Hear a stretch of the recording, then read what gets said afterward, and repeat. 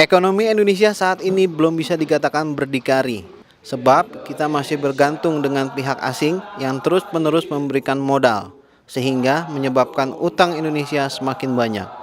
Hal tersebut disampaikan akademisi Universitas Paramadina, Jerry Indrawan dalam diskusi Ngopi Senja yang mengusung tema berdikari ekonomi dalam konteks ketahanan nasional di Tangerang Selatan Sabtu lalu. Ada yang tahu bedanya? Pertahanan ketahanan. Karena sebelum kita bedah kita harus tahu dulu bedanya. Sebenarnya gampang aja. Kalau pertahanan itu keluar sifatnya. Tapi kalau ketahanan ke dalam. Tapi istilah pertahanan sebetulnya ofensif ke depan. Tapi kalau istilah keamanan dia ke dalam tapi melindungi internal. Kalau pertahanan ke dalam tidak hanya melindungi internal, tapi juga bicara soal hiporeksos hankam, kalau kalian ideologi, politik, ekonomi, sosial, budaya. Kalau kita bicara ketahanan, saya lebih kalau Indonesia perang, menurut kalian bisa menang?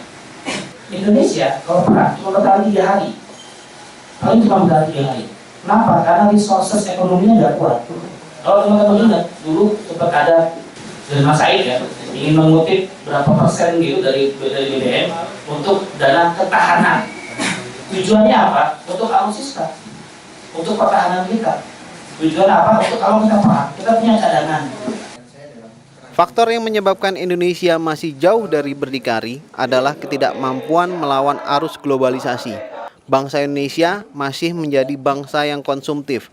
Banyaknya produk asing yang masuk ke Indonesia membuat masyarakat kita lebih senang menggunakan barang-barang asing ketimbang produk dalam negeri.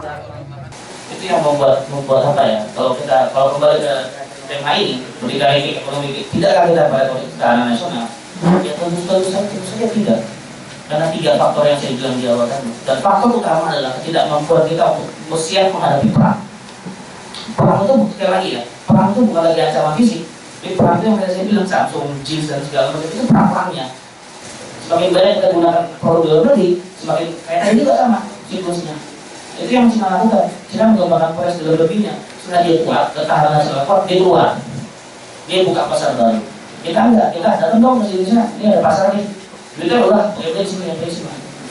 Susah. Gimana mau bisa ketahanan nasional? Gimana mau bisa nasionalisme? Terakhir, gimana mau bisa Pancasila? Demikian tim liputan mengabarkan.